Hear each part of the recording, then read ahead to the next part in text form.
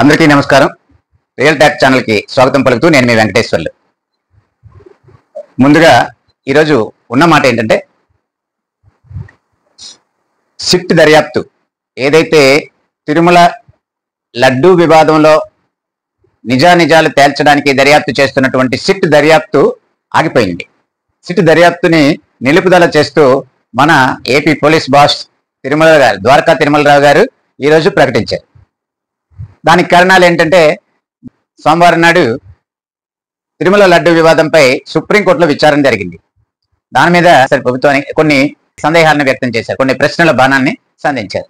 ఈ ప్రశ్నల దృష్ట్యా అందులో ఒకటి, ఈ సిట్ దర్యాప్తు మీద ఇది సరిపోతుందా, దీన్ని ఇంకేమైనా స్వతంత్ర సంస్థతో దర్యాప్తు చేయాల్సి ఉందా అని చెప్పి ఒక ప్రశ్న ఉంది. కాబట్టి సుప్రీంకోర్టు ప్రత్యేకించి ఆర్డర్స్ ఇవ్వకపోయినా కూడా సుప్రీంకోర్టు ప్రశ్నించింది కాబట్టి తర్వాత కోర్టు నిర్ణయం ఎలా ఉంటే అలా చేద్దామన్న ఉద్దేశంతో ఇప్పటి ఈ దర్యాప్తుని నిలుపుదల చేద్దామని చెప్పి ఎవరైతే ఈ టీటీడీ బోర్డు న్యాయవాది సిద్ధార్థ లోత్రా గారు ఉన్నారో ఆయన తాలూకు సలహా మేరకు ఇప్పుడు సిట్ దర్యాప్తుని నిలుపుదల చేశారు. ఇది తాజాగా వార్తాంశం. సోమవారం నాడు కోర్టులో విచారణ జరిగింది. మొదటి రోజు ఇది తీర్పు కాదు, ఒక రోజు విచారణ మాత్రం జరిగింది. ఈ విచారణ సందర్భంగా కొన్ని ప్రశ్నలు, కొన్ని అనుమానాలు లేవనెత్తారు. అది ఏంటంటే, ఒకటి, సిట్ దర్యాప్తు సరిపోతుందా, లేదా స్వతంత్ర సంస్థతో ఏదైనా దర్యాప్తు ఏర్పాటు చేయాల్సి ఉందా అని చెప్పి సాలిసిటర్ జనరల్ గారికి అడిగింది.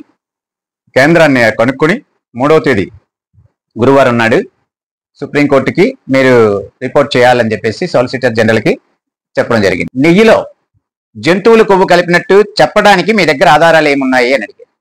ఆధారాలు అయితే ఏమున్నాయని అడిగారు ఒక ప్రశ్న. కానీ వీళ్ళు చూపించిన ఆధారం ఏంటి? ఎన్డీడీబీ రిపోర్ట్, గుజరాత్లో ఉన్నటువంటి నేషనల్ డైరీ డెవలప్మెంట్ బోర్డు, అది కేంద్ర ప్రభుత్వ రంగ సంస్థ. అది చాలా క్రెడిబిలిటీ ఉన్నటువంటి సంస్థ. ఆ సంస్థలో నెయ్యి పరీక్షలు చేయించాం కాబట్టి అది రిపోర్ట్ ఉంది. దాంట్లో వచ్చిన ఆధారంగా రాష్ట్ర ప్రభుత్వం దీన్ని బయటపెట్టిందని చెప్పేసి చెప్పడం జరిగింది. అయితే దాంట్లో కొన్ని డిస్క్లైమర్స్ ఉన్నాయి కదా, ఏవైతే ఇది ఇలా కూడా జరగవచ్చు, ఇది పూర్తిగా దీన్ని నిజమని చెప్పడం కాదు. కొన్ని సందర్భాల్లో ఆవు బలహీనంగా ఉన్నప్పుడు పాలలో నాణ్యత తగ్గుతుంది, లేకపోతే ఇంకా కొన్ని సందర్భాల్లో ఆవు ఏదో వెజిటబుల్స్ ఎక్కువ తింటే ఏదో వస్తుందని ఏవో ఉంటాయి. దానికి కోర్టుకు కావాల్సింది ఇవన్నీ అందులో రిపోర్ట్లో అలా ఉంది కాబట్టి మీరు దాన్ని పూర్తిగా ఎలా నమ్మారు, సెకండ్ ఒపీనియన్కి వెళ్ళాలి కదా అని చెప్పి ఆ కోర్టు అడగడం జరిగింది. నెయ్యి టెండర్ ఇచ్చినటువంటి సంస్థ ఏదైతే ఉందో ఆ సంస్థ నుంచి వచ్చినటువంటి అన్ని ట్యాంకర్స్ నుంచి శాంపిల్ తీశారా అని ప్రశ్నించారు. లేదు, లాస్ట్ జూలై 6న 12న వచ్చిన ట్యాంకర్స్ నుంచి శాంపిల్స్ తీసాం, అంతకుముందు వచ్చినటువంటి ట్యాంకర్స్ నుంచి శాంపిల్స్ తీయలేదు అని చెప్పారు. అదే సిద్ధార్థ లోత్రా గారు ఇంకోటి, ఈ ట్యాంకులు ఏవైతే శాంపిల్స్ తీశారో ఆ ట్యాంకర్స్ నుంచి నెయ్యిని ఉపయోగించలేదని చెప్పి వాటిని రిటర్న్ చేశారు, వాటిని ఉపయోగించలేదని చెప్పడం జరిగింది. వాటిని ఉపయోగించినప్పుడు లడ్డూలో నెయ్యి కల్తీ జరిగిందని ఎలా చెప్తారు మీరు అని సుప్రీంకోర్టు ప్రశ్నించడం జరిగింది. నిజమే, సుప్రీంకోర్టుకి ఏమున్నది? సుప్రీంకోర్టు ముందు ఉన్న ఆధారం ఏంటి? ఎన్ని ట్యాంకర్స్ వచ్చాయి, ఎప్పుడెప్పుడు వచ్చాయి, ఏ ట్యాంకర్స్ నుంచి శాంపిల్ తీశారు, అవన్నీ చూసిన తర్వాత ఈ శాంపిల్స్ తీసి పరీక్ష చేశారు. ఆ ట్యాంకర్స్ కల్తీ ఉందని తేలింది. ఓకే, అది వాడలేదు కదా, అంతకుముందు వాడేసిన వాటి నుంచి శాంపిల్స్ తీయలేదు కాబట్టి మరి నెయ్యి లడ్డూల్లో ఉపయోగించారు అని మీరు ఎలా చెప్పగలరు అని చెప్పి క్వశ్చన్ చేసింది. అదొకటి. అలాగే అంటూ రాజకీయాల నుంచి కనీసం దేవుళ్ళనైనా పక్కన పెట్టాలి కదా అని చెప్తూ అడిగారు. అంటే రాజకీయాలు దేవుళ్ళతో పెట్టుకుని రాజకీయాలు చేస్తున్నారని చెప్పి నాయకులకి, అంటే ముందుగా పిటిషన్ వేశారు కాబట్టి, వైవి సుబ్బారెడ్డి గారు పిటిషన్ వేశారు కాబట్టి ఎలా వేశారు? మనోభావాలు, భక్తుల మనోభావాలని దృష్టిలో పెట్టుకోవాలి, అలా కాకుండా ఇలా అనౌన్స్ చేశారు. లడ్డూలు వాడినటువంటి నెయ్యి కల్తీ జరిగిందని అనౌన్స్ చేశారు, ఆధారాలు లేకుండా అని చెప్పి ముఖ్యమంత్రి అనౌన్స్ చేశారని చెప్పారు కాబట్టి అది పరోక్షంగా ముఖ్యమంత్రిని ఉద్దేశించి చేసినటువంటి వ్యాఖ్యలే అని మనం భావించాల్సి ఉంటుంది. కానీ రాజకీయం అందరూ చేస్తున్నారు, దాన్ని పట్టుకునే ఇప్పుడు రాజకీయం చేస్తున్నారు. అదే కార్యక్రమం అలా ఉంది. ఇప్పుడు చూడబోతే ఖాళీగా ఉన్న వాళ్ళకి సైతం అది ఇంకా ఎక్కువగా రాజకీయం చేసుకోవడానికి వాడుకుంటున్నారు. అది దేవుడినైనా విడిచిపెట్టండి అని చెప్పేసి అది కీలకమైనటువంటి వ్యాఖ్య సుప్రీంకోర్టు చేయడం జరిగింది. ఇక ఇది సుప్రీంకోర్టు ధర్మాసనము ఇద్దరు న్యాయమూర్తులు ఉన్నారు. ఇద్దరు న్యాయమూర్తులు, ఒక అతను జస్టిస్ బిఆర్ గవాయి, అలాగే ఇంకొక ఆయన జస్టిస్ కేవి విశ్వనాథన్. ఇప్పటి వరకు ఈ ప్రశ్నలన్నీ గవాయి గారు సంధించినటువంటి ప్రశ్నలు అయితే, విశ్వనాథన్ గారు కూడా కలుగు చేసుకుని ఎన్డీడీబీ రిపోర్ట్ జూలైలో వచ్చింది కదా, జూలైలో రిపోర్ట్ వస్తే సెప్టెంబర్ 18న మీరు మీడియా ముందుకు వెళ్ళి దర్యాప్తుకి ఆదేశించినట్లు చెప్పారు. అంటే మీరంటే అక్కడ ముఖ్యమంత్రి గారిని ఉద్దేశించి, చంద్రబాబు గారిని ఉద్దేశించి అన్న మాట్లాడని మనం భావించాల్సి ఉంటుంది. మీరు అంటే అక్కడ లాయర్ని కాదు కదా అడిగింది, ఆ చంద్రబాబు రాష్ట్ర ప్రభుత్వాన్నే ప్రశ్నించింది, చంద్రబాబునే ప్రశ్నించింది. ఎందుకంటే మీరు ఎలా మీడియా ముందుకు వచ్చి దర్యాప్తు ఆదేశించినట్లు చెప్తారు అని చెప్పి ఆ తర్వాత కదా సిట్ ఆదేశించారు, సిట్ దర్యాప్తుని వేశారు. అప్పుడు ఏముంటది, ముందు మీకు స్పష్టత లేనట్టే కదా, దర్యాప్తులో ఏం తేలుతుందో తెలియకుండా ముందు మీరు మరి ఎలా అనౌన్స్ చేశారు కల్తీ ఉంది అని అన్నది సుప్రీంకోర్టు అంటే జస్టిస్ కె విశ్వనాథన్ గారి ప్రశ్న. ఆ ప్రశ్నకు మరి ఇలా ఎన్డీడీబీ రిపోర్ట్ వచ్చింది, ఆ రిపోర్టు ఆధారం చేసుకుని ముందేమో దర్యాప్తుకి ఆదేశించడం జరిగింది. దర్యాప్తు ఆదేశించక ముందే ఆ డైరీకి అనమాట షోకాజ్ నోటీస్ ఇవ్వడం జరిగింది, తర్వాత బ్లాక్ లిస్ట్ లో పెట్టడం జరిగింది. ఇవన్నీ చెప్పుకొని వస్తున్నారు ఆయన.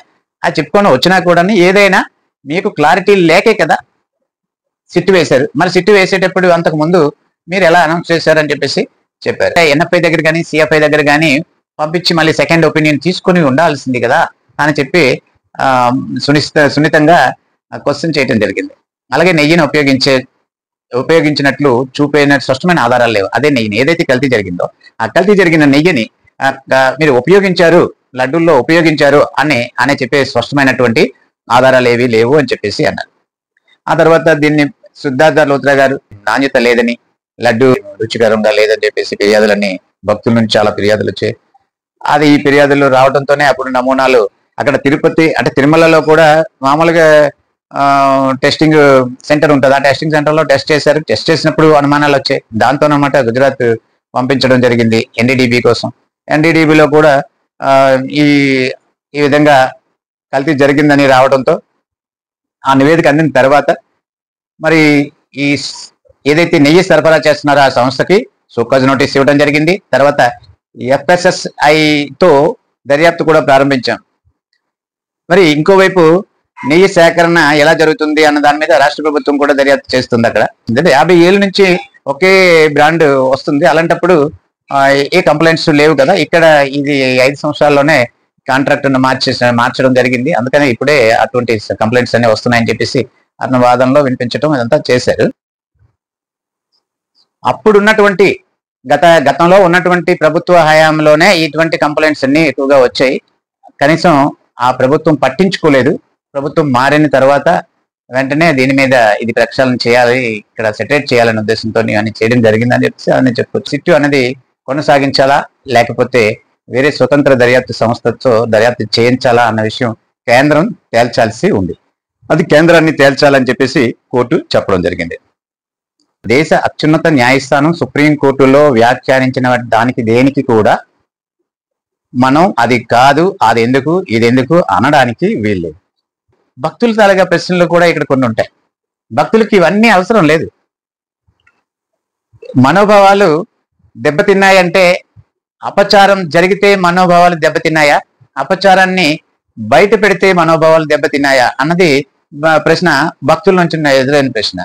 అది కాకుండా మొదటి ప్రశ్న ఏంటంటే 50 సంవత్సరాల నుంచి కర్ణాటక మిల్క్ ఫెడరేషన్ ఏదైతే ఉందో వాళ్ళు నందిని బ్రాండ్ తో ఏదైతే సప్లై చేశారో ఆ నెయ్యి సప్లైని ఎందుకు ఆపేశారు, ఏం కంప్లైంట్స్ ఉన్నాయా, బాగుంది కదా, అప్పుడు ప్రసాదం బాగుండేది కదా, మరి ఆ వాసన రుచి దాని మీద కంప్లైంట్స్ రాలేదు కదా, ఎందుకు ఆపేశారనేది ఒకటో ప్రశ్న.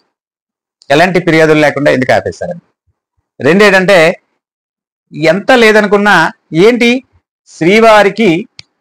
శ్రీవారు శ్రీమంతుడి కదా, అసలు శ్రీవారికి డబ్బులు లేవా, లేకపోతే మంచి నాణ్యమైనటువంటి ప్రసాదం పెట్టడానికి కూడా చీప్ క్వాలిటీగా వస్తుందని చెప్పేసి ఒక చీప్ క్వాలిటీ నెయ్యిని వాడారు అని చెప్పేసి ఎందుకు అలా వాడారు అది మంచిదే, అది చాలా మంచిదే అనేసి వీళ్ళు ఓన్ చేసుకొని చెప్తున్నారు. ఆ చెప్పడం పక్కన పెడితే చీప్ క్వాలిటీది వాడారా లేదా, ఎంత దాని కాస్ట్ ఎంత, దాని కాస్ట్ ఎంత, 1 కేజీకి 319 రూపాయల 80 పైసలు. ఇంకా అది కూడా బాటా రేట్, 20 పైసలు ఎందుకు తక్కువ చేశారో తప్పించి 319 రూపాయల 80 పైసలు.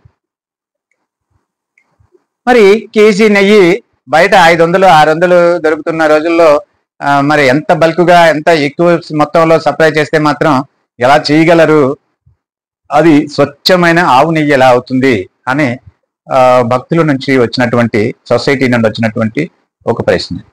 అలాగే లడ్డూ ప్రసాదంతో పాటు ఇతర నైవేద్యాలన్నీ కూడా ఆ రోజు